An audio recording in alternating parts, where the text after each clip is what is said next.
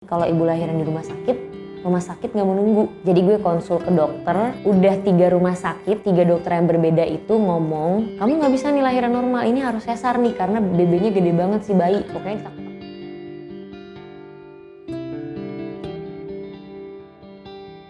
Halo semuanya teman-teman, kali ini gue mau sharing lagi. Kan terakhir kan gue sharing yang gue nggak bisa jalan after melahirkan. Nah kalau sekarang gue mau sharing lagi soal gue melahirkan waktu itu sebenarnya divonisnya sesar.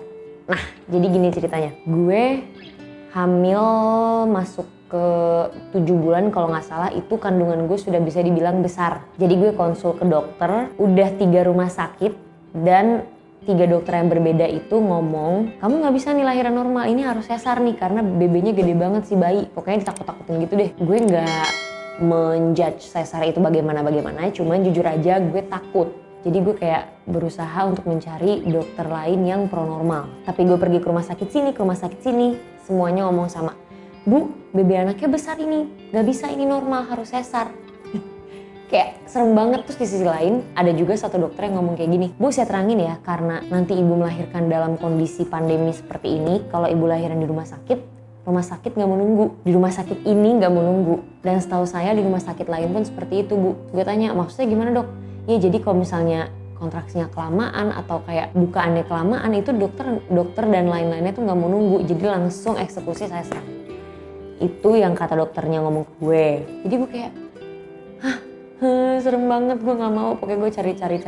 Akhirnya ketemulah, dapet rekomendasi dari Kak Anissa di Tembuni. Nah di situ alhamdulillah emang klinik khusus bersalin dan khusus normal gitu.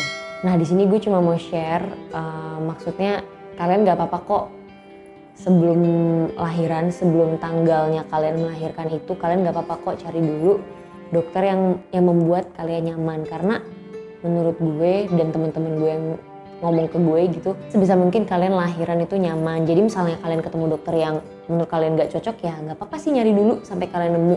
Misalnya kalian ketemu dokter yang langsung memvonis seperti itu, ya kalian usahain dulu. Kalau misalnya mau berakhir harus sesar gitu, ya udah gak apa-apa. Tapi kalian masih bisa kok cari jalan lain. Dan akhirnya gue yang awalnya divonis sesar, akhirnya gue berhasil normal, alhamdulillah.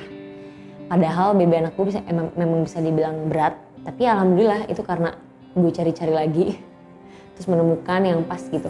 Dan proses lahiran anak pertama gue ini adalah gak natural, jadi bisa dibilang gue induksi.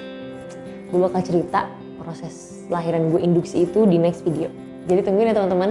Dadah.